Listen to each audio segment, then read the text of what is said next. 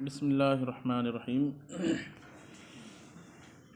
ولما فرغ من المرفوعات شرع فی المنصوبات، یہ سے نا، یہ تو وجہ بیان کر دی گئی تھی کل نا کہ مرفوعات کے بعد مجرورات سے پہلے منصوبات کو کیوں ذکر کیا، تو دو وجہ سے۔ ایک تو یہ کہ منصوبات کثیر ہے، اور دوسرا یہ کہ منصوب جو ہے نصب کسر کے مقابلے میں خفیف ہے، ٹھیک ہے۔ منصوبات کی تعریف کر رہے ہیں کہ اس میں منصوبات کے ضمن میں جو اس میں منصوب ہے، اس میں منصوب کس کو کہتے ہیں؟ ایک اس میں مرفوع مرفوعات اور منصوبات اس میں مرفوع کس کو کہتے ہیں؟ تو جیسے اس میں مرفوع کہتے ہیں جو فاعلیت کی علامت پر مشتمل ہو۔ مرفوع کی تعریف بھی پیچھے پڑے نا، مشتمل علی علم الفاعلیت، اور فاعلیت کا مطلب ہوتا ہے کلام میں عمدہ واقع ہونا، مسند الیہ واقع ہونا، کلام کا عمدہ جز واقع ہونا۔ ایسے ہی منصوب کس کو کہیں گے؟ اس میں منصوب، تو اس میں منصوب جو حالت نصب میں ہو اس کو اس میں منصوب کہیں گے۔ کیا تو حالت نصب یا محل نصب میں مبنی بھی ہو جاتا ہے۔ کون ہو جاتا ہے؟ مبنی جملہ بھی ہوتا ہے محل نصب میں منصوب۔ تو تعریف کرتے ہوئے کہتے ہیں کہ مشتمل علی علم الفاعلیتی، یعنی اس منصوبات کے ضمن میں جو اس میں منصوب ہے، منصوبات جمع ہے، یہ کس کی جمع ہے؟ منصوب کی، منصوبتن کی نہیں۔ ساری بحث پہلے جیسی ہوگی جیسے مرفوع میں کہ وہ مذکر کی جمع مؤنث کیسے آ گئی ہے نا، وہ ساری باتیں پیچھے جو گزری۔ تو مشتمل علی علم المفعولیتی، یہ اس کو کہتے ہیں منصوب، جو مفعولیت کی علامت پر کیا ہو؟ مشتمل ہو۔ مفعولیت کی علامت چند چیزیں ہیں، نصب زبر ہے، فتحہ مفعولیت کی علامت، جیسے ضربت زیدن، زیدن میں فتحہ مفعولیت کی کیا ہے؟ علامت ہے۔ یا الف مفعولیت کی علامت ہے، وہ رأیت اباک، ابوکا سے الف آیا۔ یا ما قبل مفتوح یا مکسور، جیسے رأیت مسلمین، رأیت مسلمین، ہے نا۔ تو فتحہ کسرہ یا اور الف، فتحہ کسرہ بھی، جیسے غیر منصرف میں رأیت مسلماتن، رأیت مسلماتن، یہ چار چیزیں علامت نصب ہیں۔ یہ چار چیزیں کیا ہیں؟ تو مفعولیت کی علامت پر نصب، مفعولیت کی علامت پر جو لفظ مشتمل ہو وہ لفظ کیا ہو جائے گا؟ اس میں منصوب ہو جائے گا۔ اب کہہ رہے ہیں کہ قد تبین شرحہ بما ذکر فی المرفوعات، اس کی تفصیل اس کے ساتھ جو مذکور ہوئی مرفوعات میں گزر چکی ہے، واضح ہو چکی ہے، ٹھیک ہے۔ والمراد بعلم المفعولیت علامت کون الاسم مفعولا، مفعولیت کی علامت سے مراد ہے، مفعولیت کی علامت سے مراد ہے اسم کا مفعول ہونا۔ اسم کا کیا ہونا؟ تو کیا تمام منصوب جو وہ سب مفعولی ہے؟ 5 مفعول ہے، باقی 7 تو مفعول نہیں ہے۔ تو کہا مفعول ہونا دو معنی کے اعتبار سے، ایک ہے مفعول حقیقی، جیسے ضربا زید عمرن میں عمرن منصوب ہے اور حقیقت میں کیا ہے؟ اور ایک ہے کہ حقیقتاً مفعول نہ ہو، حقیقتاً بلکہ حکماً مفعول ہو۔ حکماً مفعول کا ہونے کا مطلب کلام میں وہ زائد واقع ہو۔ کیسا واقع ہو؟ جیسے ضربا زید راکباً، ضربا زید، زید نے مارا کس حالت میں؟ تو راکباً مفعول نہیں ہے، کوئی بھی مفعول نہیں ہے، لیکن حال ہے۔ ہر حال کلام میں عمدہ واقع نہیں ہوتا بلکہ زائد واقع ہوتا ہے۔ کیا واقع ہوتا ہے؟ کلام تو مکمل ہو جاتا ہے مسند اور مسند الیہ سے۔ تو مفعول ہونے کا دو مطلب، مفعول ہونے کا ایک ہے کہ حقیقت میں کیا ہو؟ مفعول ہو، دوسرا یہ ہے کہ حکماً مفعول ہو۔ بات سمجھ میں آ گئی؟ وہی اربع، اور مفعولیت کی علامت 4 ہے، الفتحۃ والکسرۃ والالف والیاء۔ سب کی مثال، نحو رأیت زیدن، اس میں علامت کون سی ہے مفعولیت کی؟ فتحہ۔ رأیت مسلماتن، رأیت اباک، رأیت مسلمین، یا ما قبل مفتوح، اور رأیت مسلمین، وہ ایک ساتھ رأیت لگا کر کے رأیت زیدن و مسلماتن و اباک و مسلمین و مسلمین۔ تو یہ وضاحت کرنے کے بعد کہتے ہیں کہ منصوبات کیا کیا ہیں، فمنہ سے اس کی تفصیل بیان کرے، فا تفصیلیہ کے ذریعے سے نہیں، مفعولیت یعنی جو زائد ہو، فاعلیت یعنی جو عمدہ ہو۔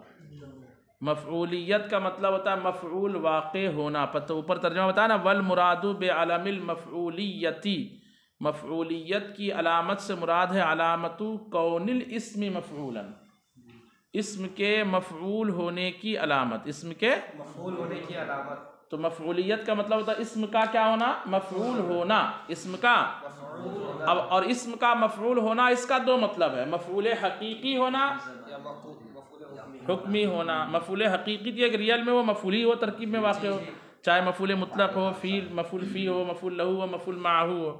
اور مفعول حکمی کا مطلب یہ ہے کہ کلام میں وہ فضلہ واقع ہو، کیا واقع ہو، فضلہ سمجھتے ہیں نا، زائد واقع ہو، زائد یعنی مسند ہو، مسند لے کے علاوہ چیز ہو، مسند و مسند لے کے علاوہ ہو، جیسے حال ہے مسند مسند لے کے علاوہ ہے، تمیز ہے مسند مسند لے کے علاوہ ہے، اس طرح اسے یہ مستثنیٰ ہے،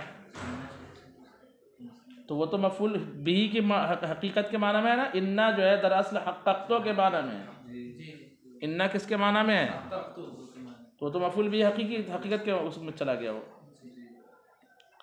اچھا، اس کے بعد مفعول اس میں منصوب کی تفصیلات بیان کرتے ہوئے کتنے منصوبات اس میں منصوب کتنے ہیں، 12 میں سے سب سے پہلے کس کا ذکر کریں گے، مفعول مطلق کا، اس کی تعریف کریں گے۔ تو صاحب قافیہ کی تعریف میں جو الفاظ ہیں، تعریف میں چونکہ قید و بند ہوتے ہیں، کیا ہوتے ہیں، قید و بند، تو کوئی بھی قید لانے کا اس کا فائدہ کیا ہے، کس قید سے کس چیز کو چھانٹا گیا ہے، اس کی پوری وضاحت کریں گے، ٹھیک ہے۔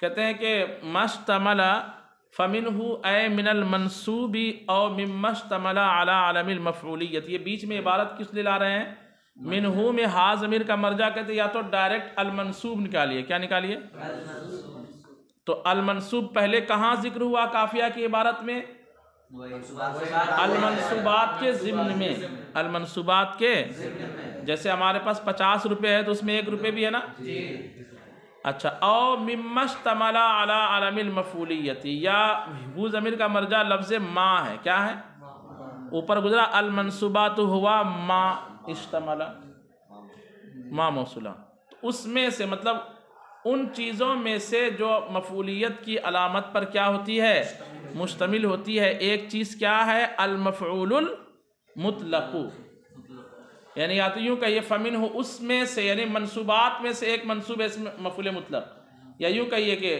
ان چیزوں میں سے جو چیزیں مفعولیت کی علامت پر مشتمل ہوتی ہے، ایک چیز کیا ہے، مفعول مطلق، سمجھ گئے بات کو، مفعول مطلق، المفعول المطلق، مفعول مطلق کو مفعول مطلق کیوں کہتے ہیں، یعنی مطلق اور مقید یہ ہے نا، تو جتنے مفعول ہے وہ کسی نہ کسی چیز سے قید ہے، مفعول بھی با کے ساتھ قید ہے، مفعول معہو مع کے ساتھ قید ہے، مفعول فی کے ساتھ، مفعول لہو لام کے ساتھ قید ہے، اور یہ کیا ہے، یہ کسی قید کے ساتھ مقید نہیں ہے، اس لیے مطلق ہے۔ سمیہ بہ لصحت اطلاق صیغۃ المفعول علیہ من غیر تقییدہ بالباء او فی او مع او اللام، کہتے ہیں اس سے موسوم کیا گیا، یعنی اس مفعول کو موسوم کیا گیا کس نام سے، مفعول مطلق کے نام سے موسوم کیا گیا، لصحت اطلاق صیغۃ المفعول علیہ، کہ اس پر مفعول کے لفظ کا اطلاق صحیح ہونے کی وجہ سے، مفعول کے صیغے کا اطلاق صحیح ہونے کی وجہ سے، من غیر تقیید ہی، بغیر اس کو مقید کرتے ہوئے، بالباء با سے، او فی یا فی سے، او مع یا او اللام یا کس سے، تو با فی مع اور لام وغیرہ سے مقید کیے بغیر اس طرح کے لفظ کو چونکہ مفعول کہتے ہیں، یعنی اس کو مفعول بغیر تقیید کے کہتے ہیں، کیسے کہتے ہیں، اس لیے بغیر تقیید کے مطلب مطلق، اس لیے اس کو مفعول مطلق کہتے ہیں۔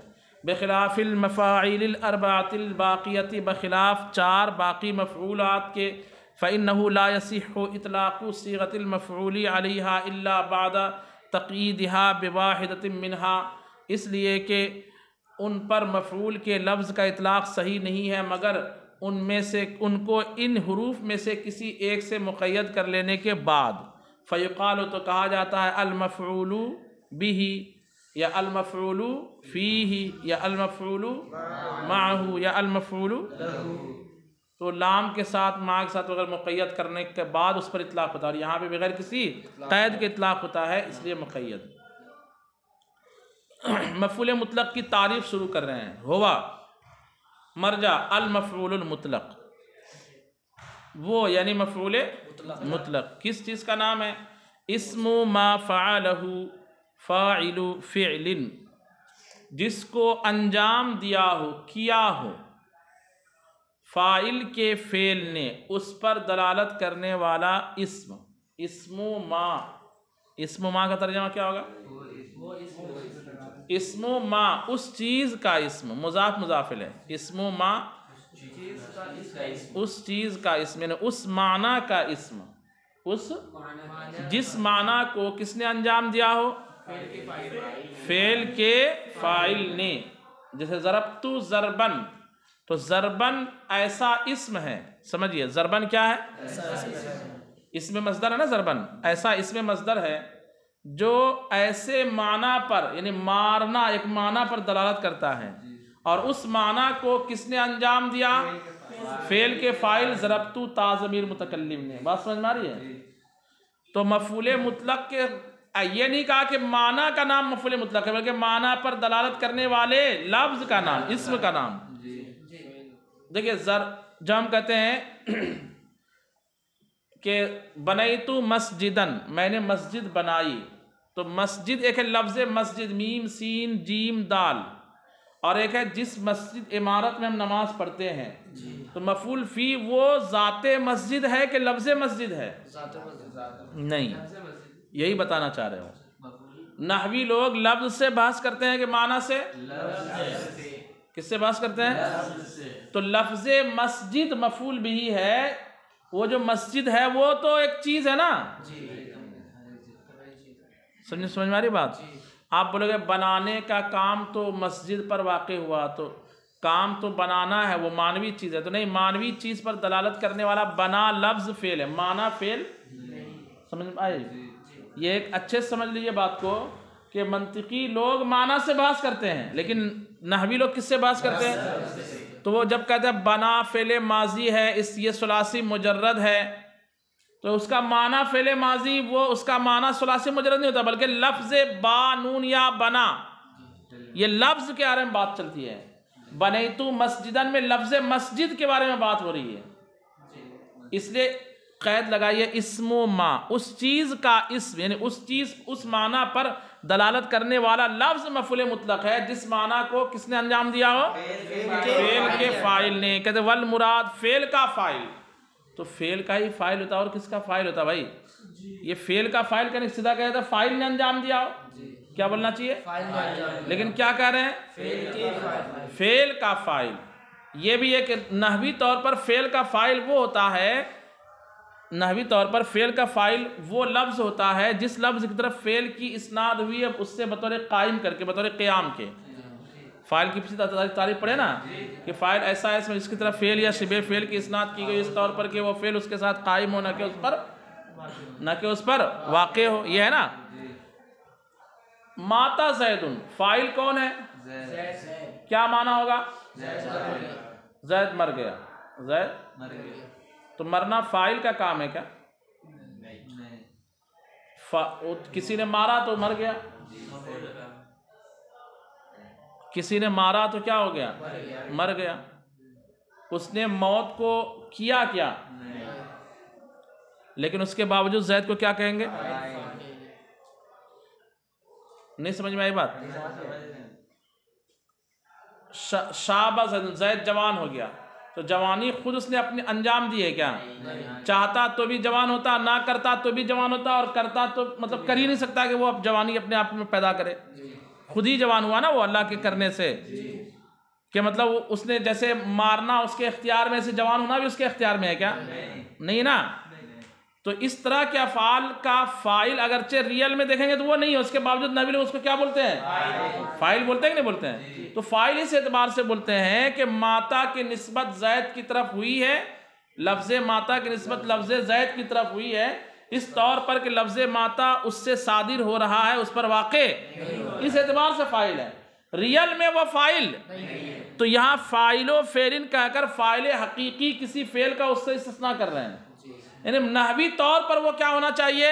فاعل ہونا چاہیے۔ نحوی طور پر کیا ہونا چاہیے؟ کہتے ہیں والمراد بفعل الفاعل ایاہ، فاعل کے کرنے سے اس کو، یعنی اس مفعول کو مطلق کو کس نے انجام دیا ہو؟ فاعل نے انجام دیا۔ فاعل کے، فعل کے فاعل ہے نا، فاعل عبارت کیا ہے؟ فاعل و فعل، فعل کے فاعل نے، تو فاعل کے کرنے سے اس کام کو مراد یہ ہے کہ قیام ہو بھی، کہ وہ فعل اس کے ساتھ کیا ہو؟ قائم ہو، بس اس کو کیا ہو اس نے یا نہ کیا، یہ مطلب صرف وہ فعل اس سے قائم ہو، اس کام کا اس سے صدور ہوا ہو۔ اب چاہے اس کام کو انجام دینے والا وہی ہو یا زید مرا، تو جو مرنے کا کام زید سے صادر تو ہوا ہے، بس اتنی سی بات ہے، لیکن اس کام کو اس نے انجام نہیں دیا۔ انجام تو موت کا جو ہے وہ اس نے دیا، فرشتے نے، موت طاری فرشتے نے کی نا، لیکن مرنے کا کام کس کے ساتھ قائم ہے؟